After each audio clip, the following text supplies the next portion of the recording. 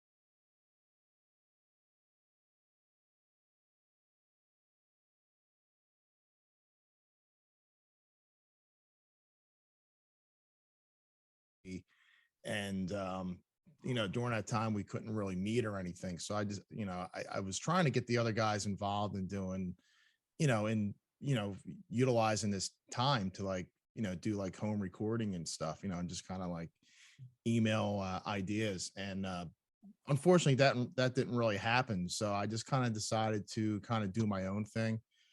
Cool. And just get a bunch of friends to help me out. I was my original idea was I was going to sing on some stuff, have some other singers and guitar players and whatever.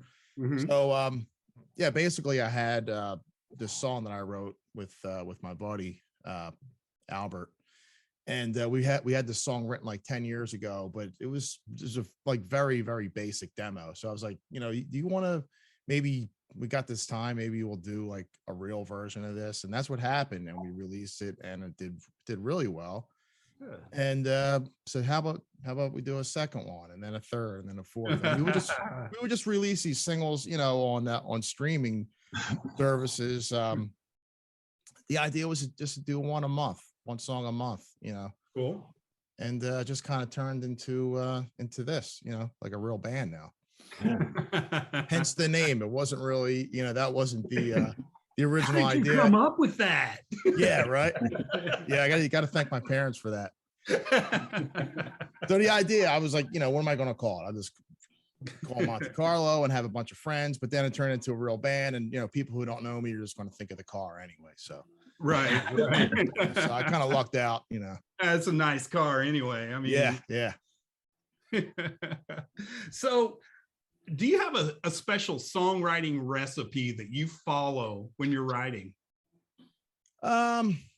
No, not really. I mean, it always starts off because I play guitar, like rhythm guitar on all these songs. Mm-hmm. So it always started off with like an idea. Like sometimes I'll be driving to work, and I'll just hear like some riff in my head. So I get my phone and just kind of like, I'll hum it into my phone and save it. Yeah. And when I get home, I'll, try to play what was in my head that I had recorded and everything. And, and then I just get it. Sometimes it's just like cruise control, it just kind of like writes itself. And then I go back and do the drums and bass, and then I'll send it to Albert, and he's like super quick with stuff. I mean, like the next day he'll have like a whole song lined out, and we go back and forth and and change little things here and there. And then we get other people involved, to lay down the solos and clean things up and everything. But it's pretty simple, just starts off with a riff, Right on. Any plans on touring, or do you do any live shows? What's coming for us in 22? Well, yeah, the idea, like I said, it was basically just like a project, and we didn't plan on doing any live shows at all, but so we just kept on recording songs, and eventually just kind of turned into like a real band. So we did do a couple shows in November, just to kind of, get out there. And then we just did our third show just past Friday. So we do have pretty much like from here on out, we have like a couple gigs booked per month, and trying to get onto bigger slots, is trying trying to pick up like where I left off with Mach 22, I guess, you know. Absolutely. So do you have any pre-show rituals that you go through that, you know, you gotta touch the doorway, or you gotta drink you know, a green Gatorade before you go on stage, or is there anything spooky or crazy you have to do before a show? No, not really. I'm not really like superstitious like that, so I don't really like do stuff like that. But I am like kind of paranoid about, like, I always feel like I'm forgetting something, Shit, like my sticks. or like I had this fear of like forgetting one of my drums, like my bass drum. Like I can't play with that thing, you know? So I mean, awesome. I check. Believe me, I'm so paranoid with that stuff. I check everything like a half a dozen times, make sure, like, I have like this fear that it's just gonna like vanish out of my car or something, like magic. Yeah, I don't need to borrow your back line, but do you have a bass drum? Just in case, right? Because it might just disappear, you know. Yeah. But yeah, I'm very cautious with making sure I have everything, because that's like the worst thing, like getting to a gig and forgetting something, like forgetting the merch or whatever. Yeah, I had a couple of or one band, the drummer left all his cymbals at my house. On the way to California, they were already in Los Angeles. Oh, every single one of his cymbals were here in Albuquerque, and I was like, it's a good thing I'm gonna be out there in a couple of days, man. So, but yeah, dude. Yeah, I mean, and that's a necessity. That's something that you need. It's just like usually you could do without. You forget your snare drum. Usually the other band has. But like cymbals, that's like a touchy thing. A lot of times drummers don't want to let the other guy use that, but it's like a personal thing, Yeah, no, it's a very personal thing. Yeah, you learn that real quick too. Yeah. I want to jump in with a very quick question for you, Damien, because I know you're a huge fan, but I want to know what your favorite Kiss song is. Oh man, okay. This is easy. It's probably I'm okay. I'll ask you a question first. What's the probably the worst Kiss song? Because that's probably my favorite one. It's like 95% of the people always pick this song as the worst Kiss song ever, and it's my favorite one. I'm not going to shun you for any song because I love Kiss as well. Okay. My favorite song is World Without Heroes. Okay, yeah, that's a great one. That's what most would call their worst album. So yeah. Okay, so you got that. So my favorite song is probably the worst song. It's Let's Put the X in Sex. And it's like, it's the worst song. I'm not telling you it's if somebody says that song is awful, I'm not going to argue with you. But for me, it's just like a stupid fun song. It's like it is fun. It's I could picture like all the dance moves and shit. Yeah. Same thing. So that's my favorite Kiss song. I would have never expected that, man. Totally, dude.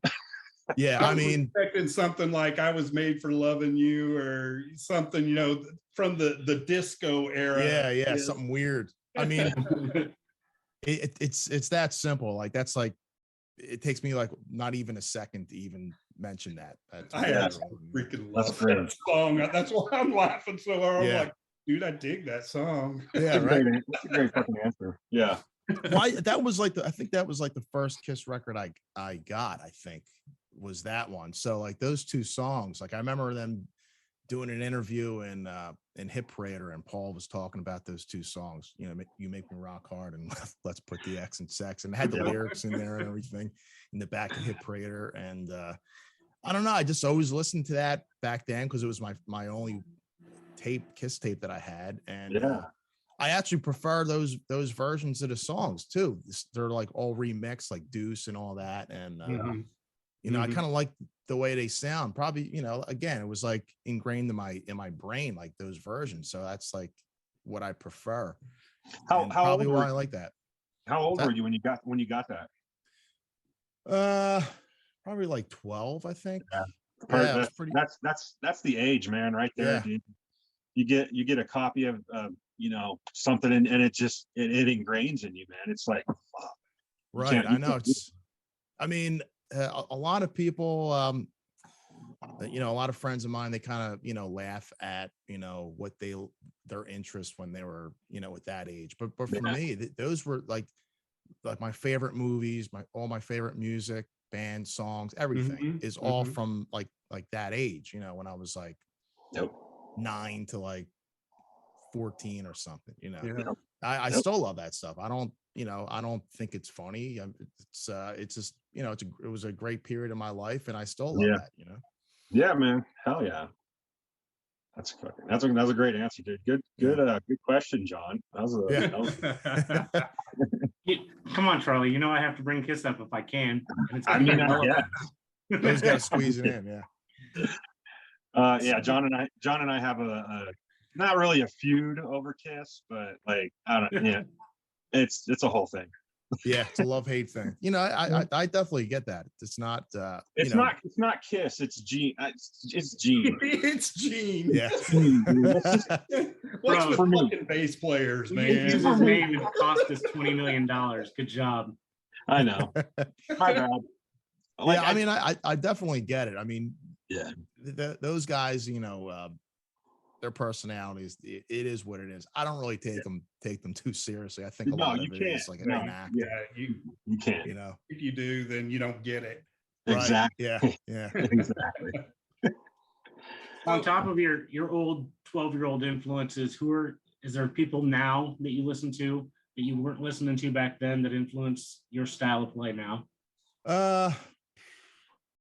Man, that's a good question. I mean, there were some bands that I didn't like back then that I actually really like now. I don't know about so much if they've influenced me, but like I hated White Line when I was a kid.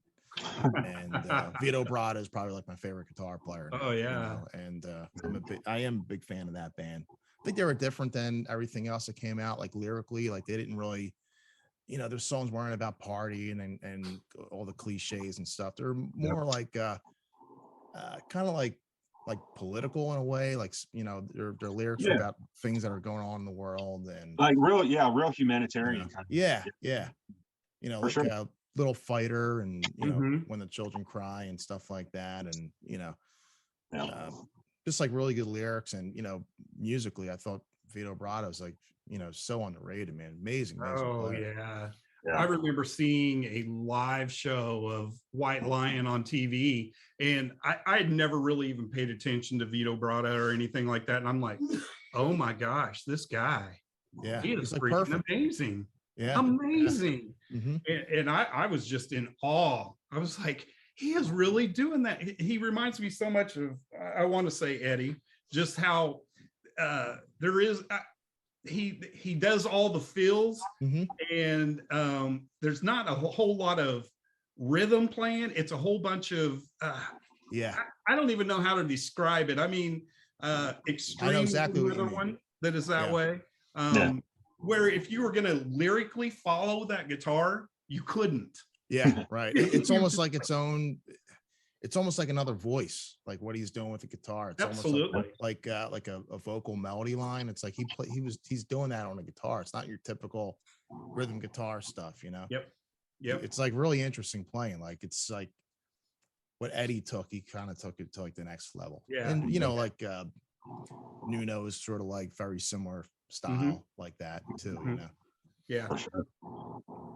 I'm really disappointed. I'm not hearing from Vito, or Vito just dropping out. He had so much going on. He still sits at home and just. I know he just. he just dropped it. I mean, it's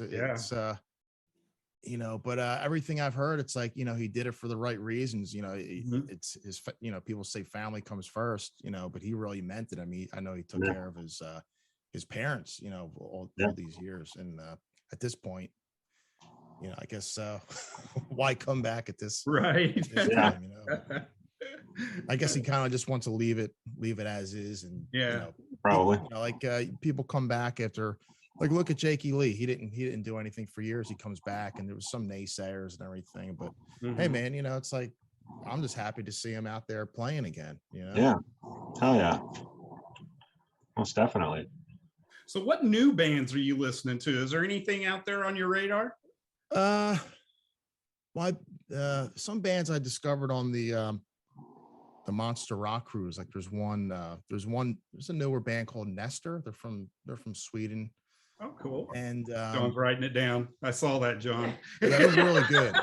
He's got his notebook. I think you'll like them. They're a total 80s, 80s throwback band. They have a lot of keyboards if you're into that. Just real melodic, commercial sounding band. I don't even know like what they would. They're like Bon Jovi, I guess, old Bon Jovi in a way, like Slippery When Wet, or them. I saw them on the cruise. They're amazing.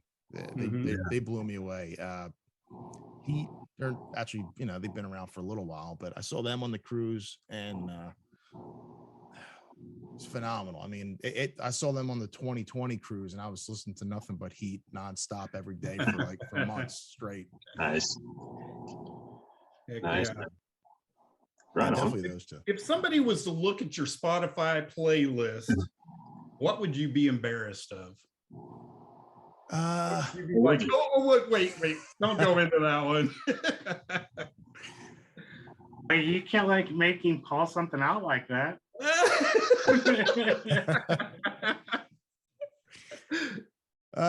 Everyone's gonna be watching and be like, I mean, we've got Air Supply. I mean, on ours. Yeah, I like. We listen to like a lot of yacht rock and stuff during the summertime when it's right.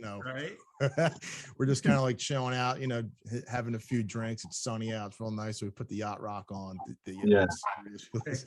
So that's kind I never thought I'd listen to I don't know, man, some of that stuff I'd be, I would never tell anybody I listen to Michael McDonald, or I can't even think of Kenny Loggins or something, right, like shit like that. But at the end of the day, a good song is a good song. You're exactly right. You're exactly right. That's the thing. I was just actually talking with somebody the other day about like guilty pleasures, like music or something, something like that. And I'm like, for me, it's such a weird statement, because if it's a pleasure of mine, like I don't feel fucking bad. Like it's a fucking cool, like it's a cool song. Like fucking, I was playing, we were sharing the fucking Spotify at work the other day, and fucking I had Juice Newton. You guys and that was in one of mine, and it fucking went on, and they kind of looked at me, and I'm like, fuck it, I like it, dude. Fuck you.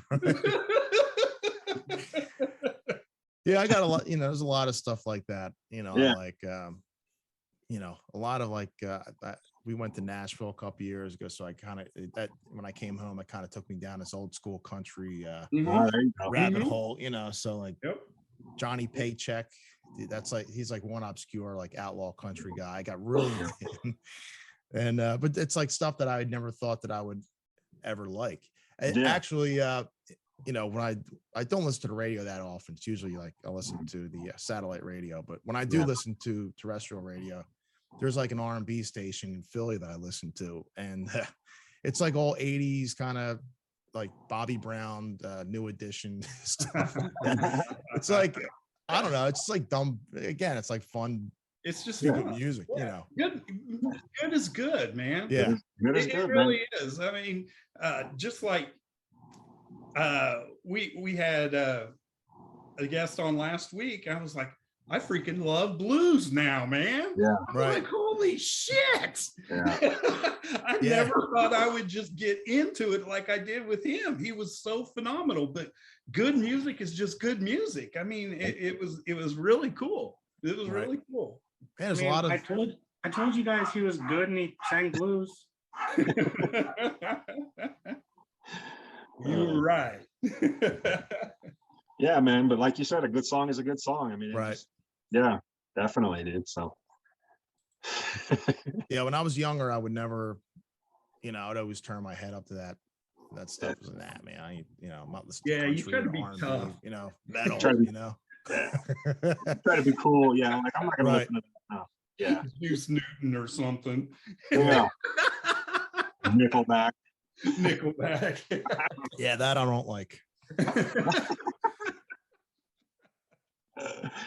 Oh, Can't get shit. into that stuff. Yeah. What elements of a song do you think makes it a hit?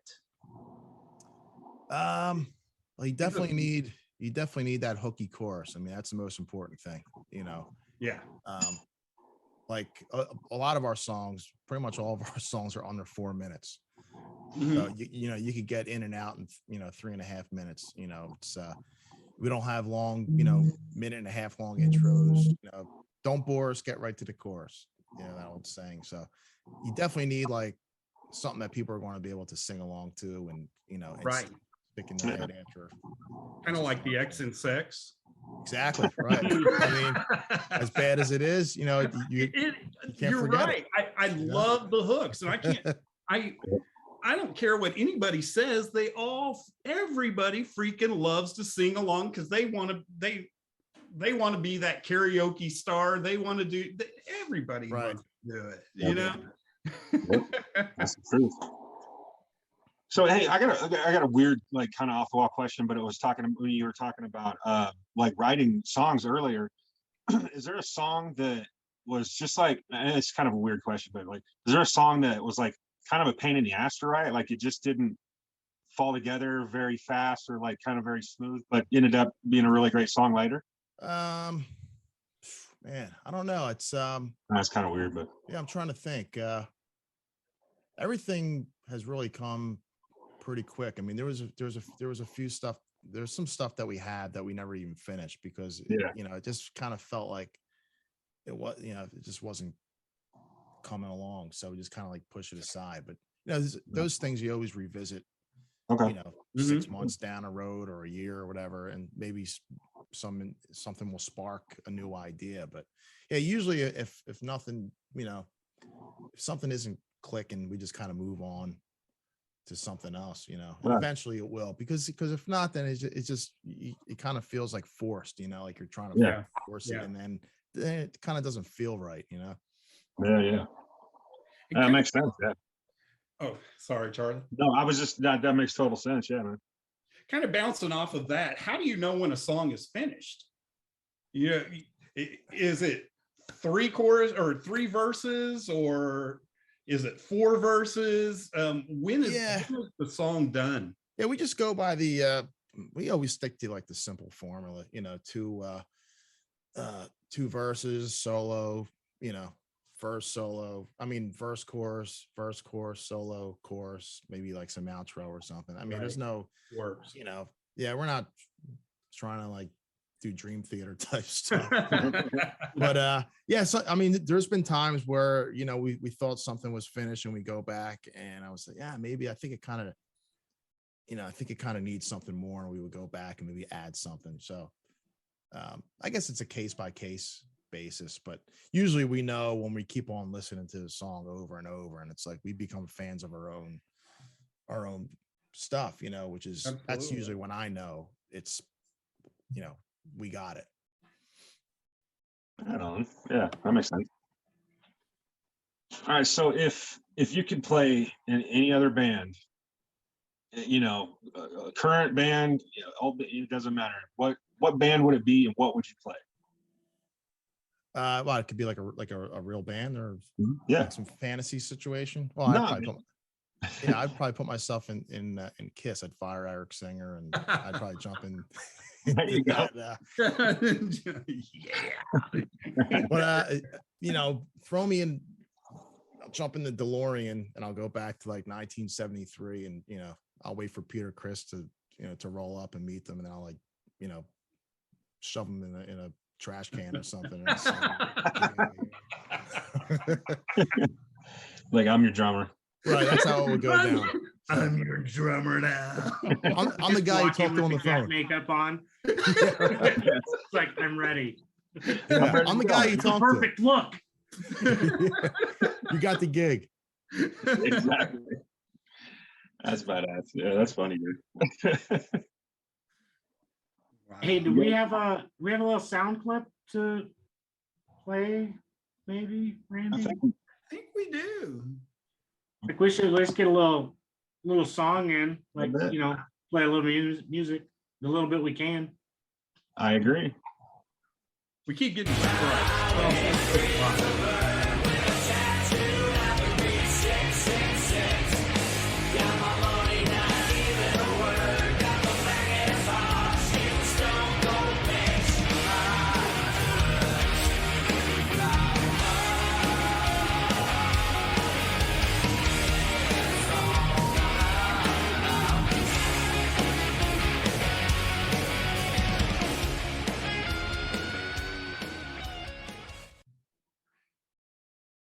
Well, that was Heck yeah. actually that was actually an older song that was written maybe 10 years ago, and I was always Holy kind of cow.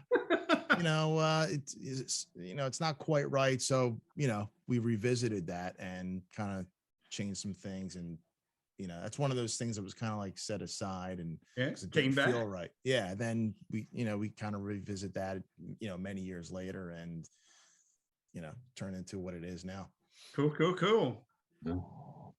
Sounds nice to me, man. Which that's going to be, we have this, an actual like full length record coming out. I hope by the end of next month. So that will be on there. It'll be 10 tracks, I think. Thanks, 9, man. 10 tracks.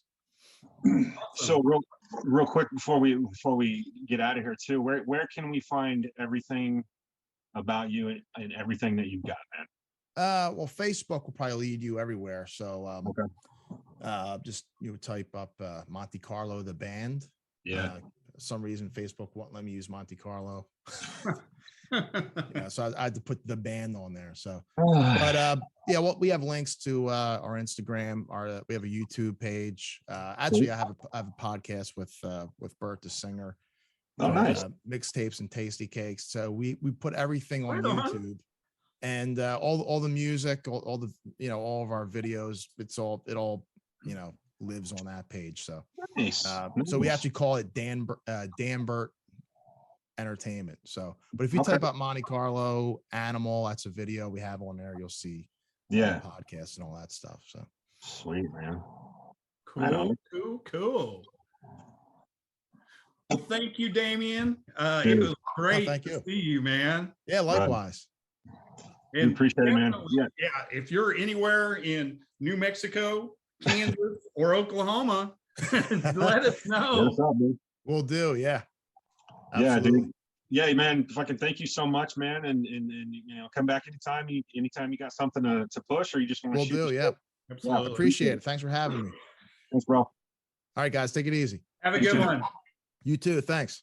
All right, man. That was fucking. That's the way it's supposed to work. That flew by so fast, man. That was so cool, dude. It's really weird when it works the way it's supposed to work. Yeah, it is. It's like what's going on? What's happening? It's working. Cool. But thanks to Damien for fucking hanging out with us for the whole fucking 30 minutes, dude. I appreciate that. And it was a lot of good info. And I mean, like, you just talk to some people, man, and it's just like, just fits right in the conversation, man. Bam. Yep. I looked down at the clock and I was like, we should play a song. Yeah, and I'm glad you did. Well, what's going on, man? Hey everyone, how are you? Good. See, I told you, his hair. I love it. Yeah, well, it means Zoom calls are very difficult because I have to figure out the right distance of the screen to fit all of it in. Well, as you can tell, we're all follically challenged. So With that great start, I want to start with my story, Randy. Uh-huh. Years ago, I believe it was your debut album, self-titled. I had, and a friend of mine, we'd always have after hours at the house. And they were like, hey, do you got any new CDs I should check out? And I'm like, oh, you got to check these guys out. They're from New York. And she opens it up and she starts looking at the pictures and she goes, of course, every band you tell me to listen to has better hair than me. And I'm like, that's what I do. And I never got that CD back, by the way. I guess we can kind of introduce ourselves. I'm Randy. I'm in Oklahoma City. I'm Charlie. I'm in New Mexico, Albuquerque, to be exact.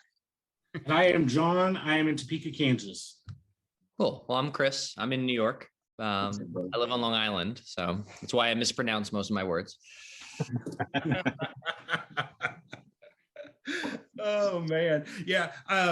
We had done an interview, me and my wife, with you guys at Rocklahoma one time, and I remember you were calling, dude, we're running a little late, and I was like, it's okay, it's all right. And you come running into the media tent like frenzied, and I'm like, dude, we're on Rocklahoma time. Just sit down. I remember correctly. So that was it's 2013, right? I think so. So that was like Rocklahoma was like the first major anything we've ever played. Like, you know what I mean? Like just the biggest thing we had done yet. And the idea of an actual coordinated press tent was so professional and exciting to us. But unfortunately, the press times were like something like 15 minutes after we get off stage. So it was like I think at one point I threw my guitar. I was like running, you know. So it was like a lot of stress that day. Yeah, that was some crazy stuff. I noticed that too. They had the board of when everybody was going to be in the tent, and I was like, aren't they playing right now? You know, it's kind of like, yeah, I think we could have used a little more work on that little setup there, but it all worked out. It all worked out. So what do you have going on? Well, we released our latest album in October, Perspective. And a very weird thing to release during a worldwide pandemic, I will say. That's a new one. Let's never do that again. But you know, it's been interesting because we haven't been able to tour on it. And that is something that, you know, pre-2020 Chris Lane really couldn't fathom the idea of releasing an album without going out on the road and playing it, and not just from the standpoint of playing the songs, but actually just from like the idea of like going out, meeting people and selling the album. Yeah. But you know, I mean, not just us, obviously everyone, that was taken away from us. So it's been a very different experience releasing it. And it's been a little tough because, you know, with the way everything works online, social media, everything lasts for like 10 seconds. Yeah. So, you know, if you're on the road and like every night it's a start over, make the people listen to the songs, hopefully make them fans, bring them to merch, you know, all that. Now it's kind of like, I wonder if this post gets people excited about that song. And it's so disconnected and not human that I hate it. I miss being out, and I don't know, I just miss being this far away from someone and talking about the music, you know? Right. And I've seen a lot of bands are releasing a whole bunch of singles instead of an album because the attention span is horrible. And you got to keep people, you know, if you release 10, here's 10, you know, and throw it in somebody's lap nowadays, you're probably, it's only going to last, like you said, 10 minutes. And, you know, so it's kind of hard that, you know, keeping people interested. And just like you said, well, here's another post, I hope this goes over, you know, that type of thing. So in my opinion, and I don't know what the hell I'm talking about, so take this with a grain of salt, but like the biggest problem is that both sides of the industry work diametrically opposite of each other. So on one hand, a consumer, we'll say, someone who's going to buy the music, a fan, someone's going to listen to it. It doesn't matter if the album is out. It only matters if they know about it. So it's one of those things where it's like, from that standpoint, I see no reason to release an album that's got 50 songs on it. Because honestly, if I'm going to promote a new song for the next 50 months, okay, it's new to that person hearing it. So, and there are 7 billion people to try to get in front of this song. So like, I'll take it. But from the other standpoint, working with people to try to get the message out, if it's more than 3 months old, it's old. And you get into this kind of weird point, but are you working with like a gatekeeper mentality where it's like, well, I've got to try to release things in a way so that the machine that, you know, is the music industry, whatever, the different aspects of it can help me promote it.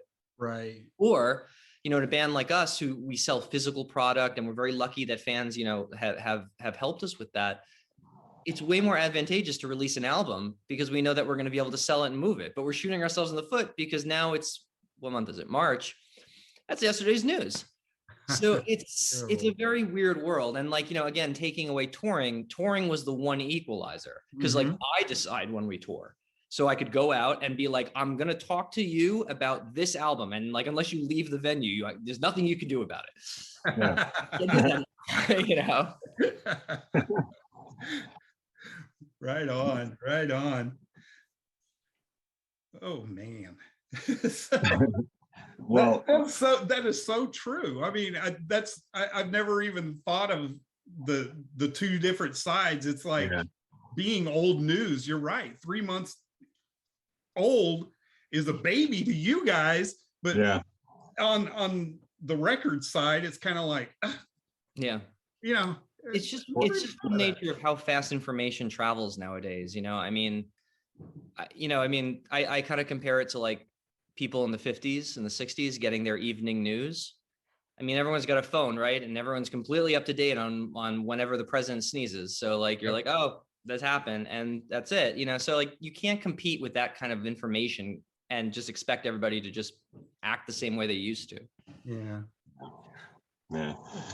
I wish we could just go back in time. It's like, why does this have to be so hard? And it's just been made so easy that it makes everything hard. Does that even make sense? Well, it's just changed perspective on it, because, you know, I grew up at a time when there was the internet, but it wasn't like it was today, right? Like when I was in college, I had a flip phone. Yeah. Okay. So I had technology, but it's progressing so quickly now that like people are just so used to that I think that a lot of people have kind of forgotten what it's like to savor. Yeah. And, you know, I have mixed feelings, because, you know, on one hand, I'm totally guilty of loving my minute to minute updates of everything. Yeah. But on the other hand, you know, there's something magical about like just closing your eyes and just being engulfed in something for an hour and not needing constant pings and rings and bells and alerts and shit like that. So I don't know. I don't think it's necessarily bad. It's just different. Yeah, it's such a double-edged sword, you know, with the technology. I mean, you know, there's so many good things, there's so many bad, you know, things that got, you know, but you got to take the good with the bad, and just hopefully the good outweighs the bad, and hopefully, you know, we can work on that. But yeah. Hey, without technology, there would be no second, third, or fourth Station album. Nope. Right? Well, so, yeah. I mean, you know, we're not signed to a record label. We do it independently. If this were 1980 something, the amount of money needed to record that second album would have been insane, and that would never happen. So I mean, on that side, we're very blessed, you know. Yeah, absolutely. We're able to do what we're doing right now as well. So exactly. Yeah. And for everybody out there to go find your stuff, it's at stationband.com, correct? Mm-hmm. That's our website, and all our socials are Station NYC. Nice. Okay. I was on there today trying to remember which album that I had before to tell the story the right way. And I was like, I got to remember that now. Yeah, so I have another question for you, though, if you don't mind. I know you guys have played multiple different festivals in the past. Like Randy and I both for sure saw you at Rocklahoma one year. Mm-hmm. I also saw you at Rockin' Skull's pre-party one year in Pekin, Illinois at the Twisted Spoke Saloon. Is that the one where the power went out? Maybe. Yeah. I was there. Well, that venue, we go back to that venue a lot. And I love the Twisted Spoke, but that show in particular, when the power went out, so, you know, it's like an electric band. The power stopped. We kept playing. People sang the song. And when the power came back on, we picked up right when the song was still going. And it was like the most magical thing ever. Wow. So is there like a favorite venue or place that you guys have played that you would love to go back as often as you could type place? You know, yes, and I think it would probably be a different answer for each band member for different reasons. Right. I would have to say my favorite place that we've ever played was we played at Music Fest in, I think it's in Bethlehem, Pennsylvania. And the stage we played on, it's like a festival, and the stage we played on has the backdrop of this like decommissioned steel mill. And it is the most surreal, insane looking stage venue I've ever been to. It's just so beautiful, and it looks like kind of weirdly like futuristic and dystopian in like this kind of like, you know, steampunk way. Yeah. It's just cool, and it's huge. I mean, it's stories high. So I would say that's probably one of my favorite places that we've ever played. Very cool, man. Randy, you were about to say something. Oh, yes, I was. Boy, you can just read me. So that being said, doing the festivals and then also playing the clubs, what do you like more, the intimacy of the clubs or the festivals where you get to reach hundreds and potentially thousands of people? So I'm gonna choose option C. I like playing theaters the most when I can meet people afterwards. The problem with clubs is, and this is like, club is a word that doesn't apply to any one venue because every place is different, right? The problem with smaller venues sometimes for us is that we like to move around, and we like to put on a show, you know what I mean? Like, you're into the music, we walk around, we play with each other, we do stuff. Right. Sometimes that's hard when it's a very small stage. Yeah. At festivals, it's almost the opposite problem, where it's like a lot of people are watching you, which is great, but at the same time, unless they know you and they can sing all the songs, people are kind of half tuned in because that's just the atmosphere.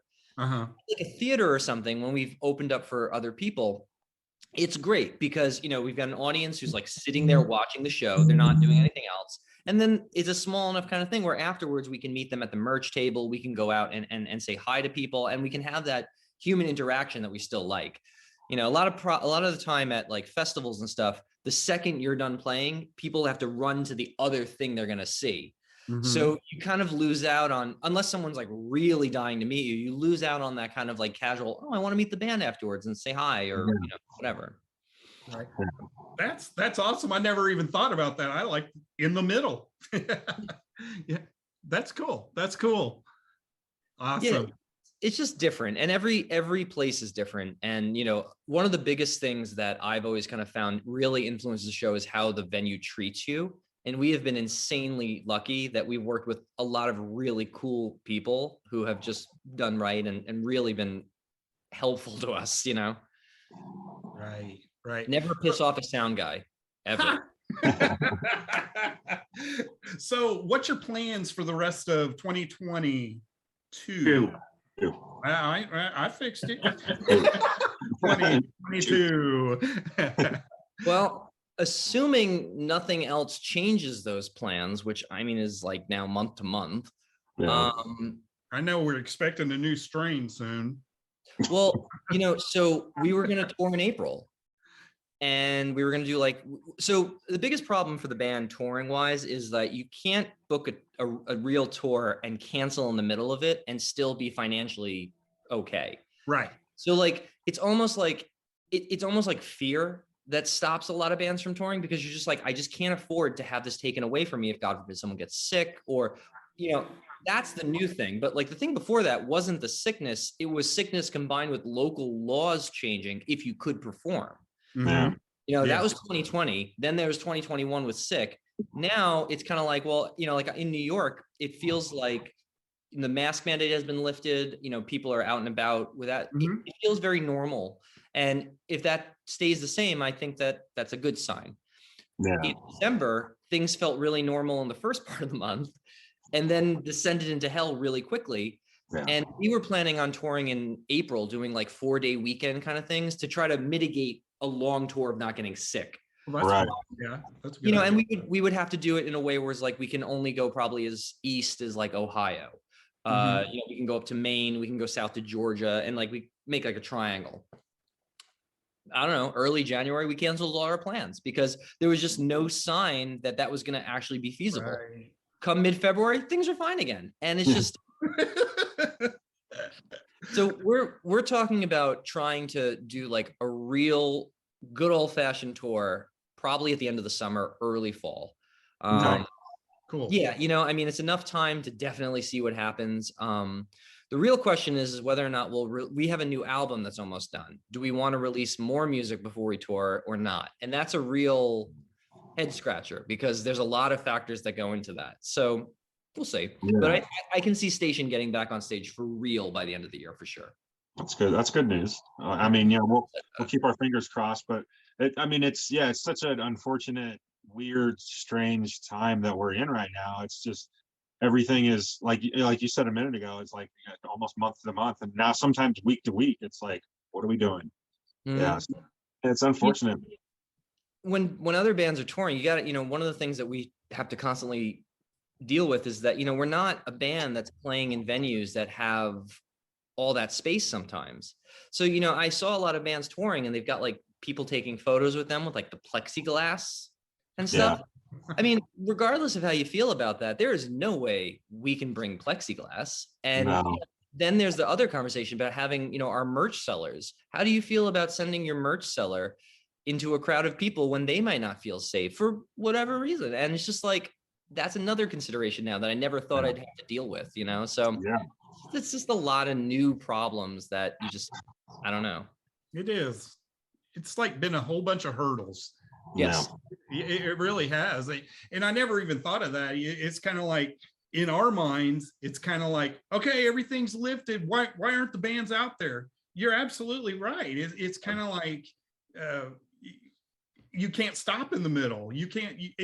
It'll financially devastate you if you take off work and put all this money into this, and then a new mandate comes down and shuts everything down. You're absolutely right. And I wasn't even seeing it on that side. I'm just like, let the bands come. You know, we're free.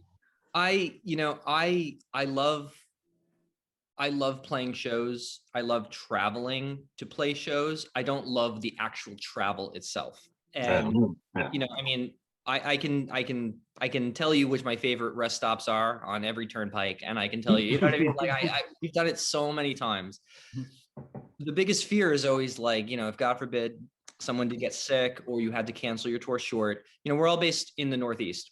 Mm-hmm. What happens if that happens in Chicago? Yeah.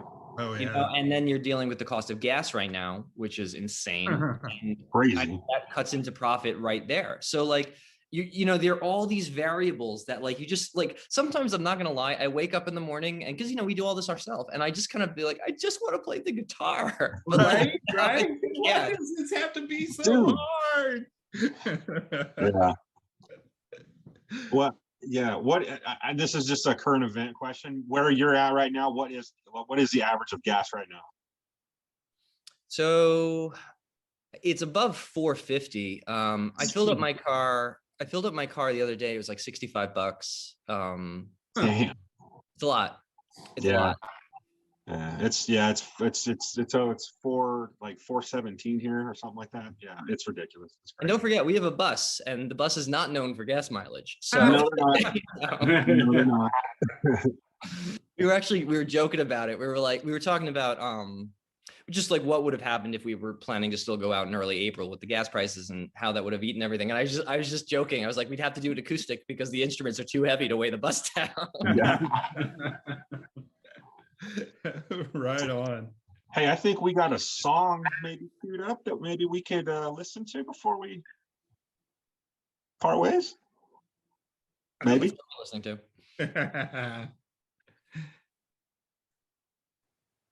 Ashton?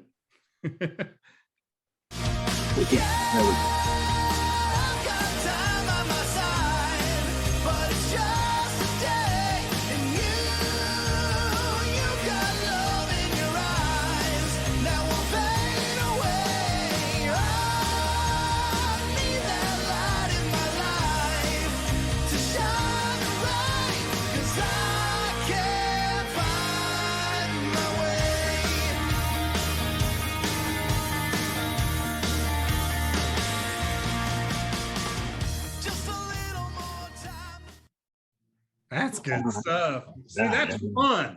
That's fun. All our music. Our music is just happy music. I mean, we're not party crazy people. So like our music is just happy about the two most important things, love and not love. So I mean, like, you know.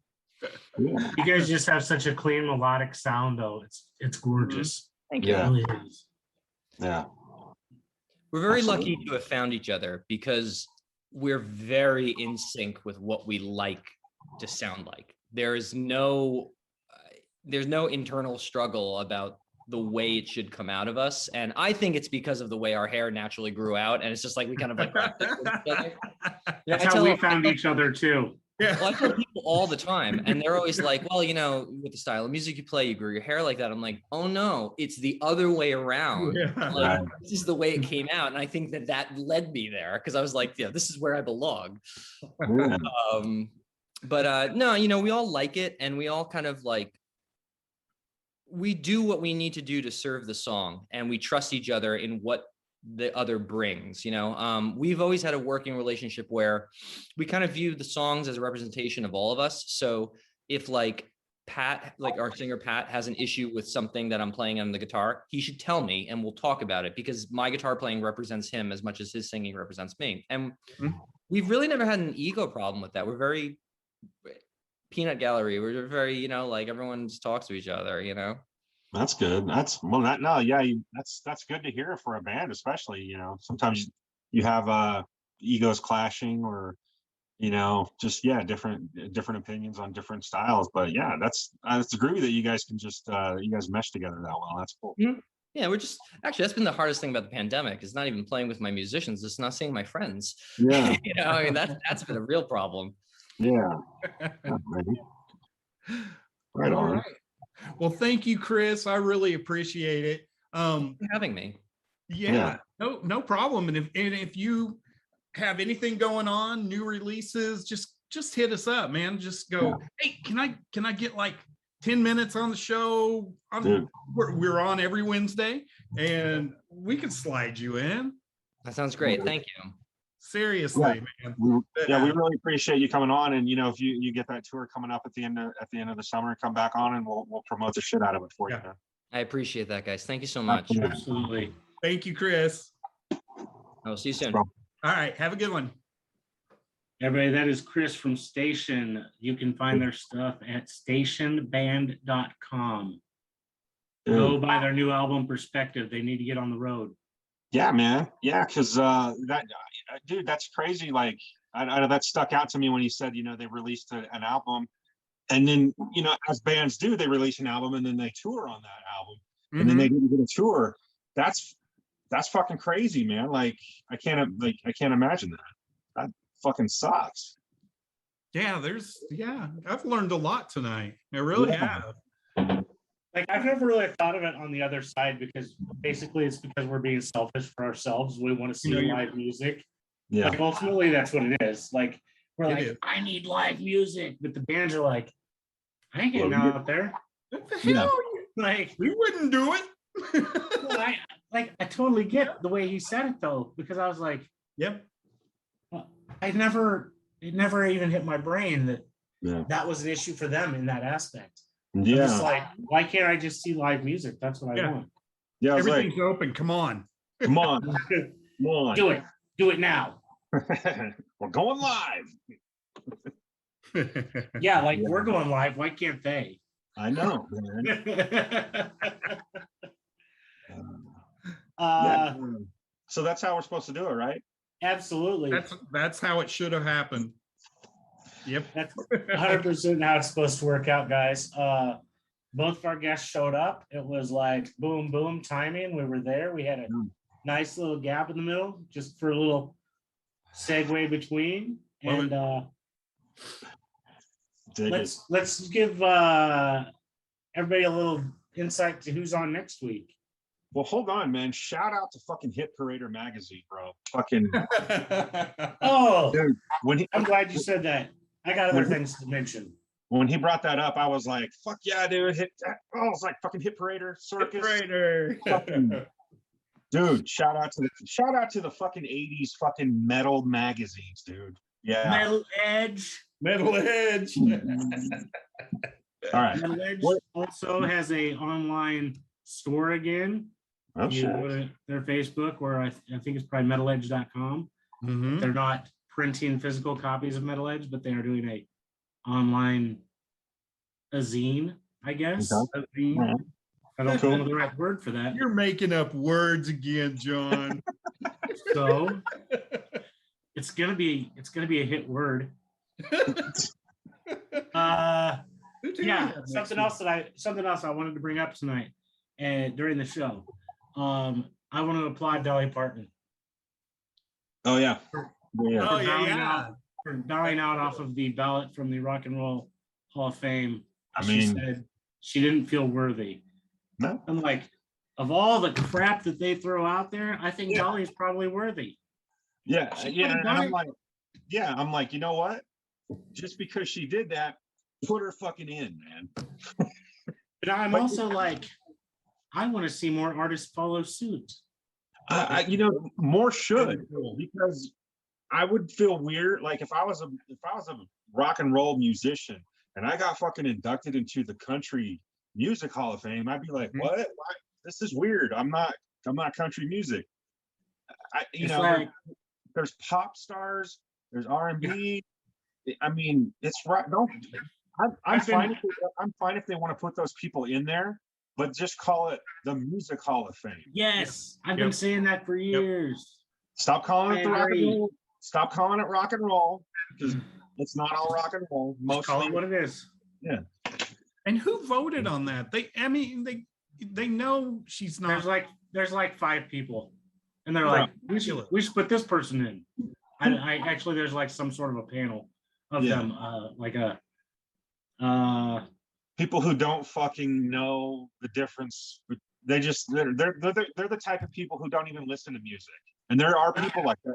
There's fucking weirdos in the world like that. I think it's the problem. It's just like this is one of those topics I never bring up. It's just like politicians. At this point, they're all 80 and they're still running the country. Mhm. I ain't letting my mom try to run the country. No, Like, no, retire, get Yeah. out. exactly. You have a flip phone. Stop it. Yeah. Yeah, but she Bro, she does have a flip phone. but Dolly Parton did write something. Right? But Sorry. didn't Dolly Parton? She was going to. She was actually thinking about making a rock and roll album. That's cool. That would Yeah, be and there's awesome. I just saw Bail. I saw a thing today that there's a producer that was already like, I volunteer to produce your rock and roll album for you. And I was like, there you go, it's gonna happen. Do it. Yeah, because she's like 80 something. You know, fucking. Why not? And I don't want her running the country either. No. Like she But, can still make music, but don't run the country. Yeah. Yeah, if fucking Joe Biden was fucking making fucking country music, I might listen to it. yeah, you couldn't understand it. It wouldn't make any sense. Wouldn't make a fucking sense at all. But anyway, I digress. I feel like we went way too far off topic, but we have to. Who do we have next week? I don't know. Oh, I thought you knew. I do. Wait. Oh, Were you I do were you know. doing like a little throw to us and we throw it back to you kind of thing? No, actually, I can't. I I forgot, can't. but I do know. We have the Ratchet Dolls next week because they're here next Oh, Tuesday. yeah, that's right. That's right. I don't know if we have somebody else with them yet. Fortune Child. That's right. There we go. We rescheduled Fortune Child. That's right. Thank you to our guy in the chair, because I wouldn't have remembered Yeah. that. Sweet. Well, I did totally space that one off, and I was like, "Oh my god, I'm going to see him on Tuesday, and then we have him on the show on Wednesday." hell yeah. They're on a travel day, so Well, that's Cool. cool that we got that coming up, and then we have a guest that we promised in the past that will be with us the very beginning of April, because they're going to be doing their fucking Fozzy Saves the World fucking tour. Crash Karma. We're going to have them April 6th, so that'll be fun. They'll be on a they'll be like just beginning their tour. I think they'll have like four shows in or something, maybe 3 or 4 shows in, and then we'll have them on, and then we can see what that's all about. So if we don't have anybody else for April 6th, I take that back. We'll talk about it. We should already no. We should already have Sam from Midnight Devils, I think. Okay. Is that correct? I don't know. All right, we'll figure that out offline. Sorry. When the world ain't watching us. Yeah, right. I don't have anything else. Fortune Child and who else next week? Ratchet Dolls. Ratchet Dolls. Fortune Child and Ratchet Dolls next week. I got nothing else. What about you guys? No, I'm good. Play us Lots of out. good things. Play us out. We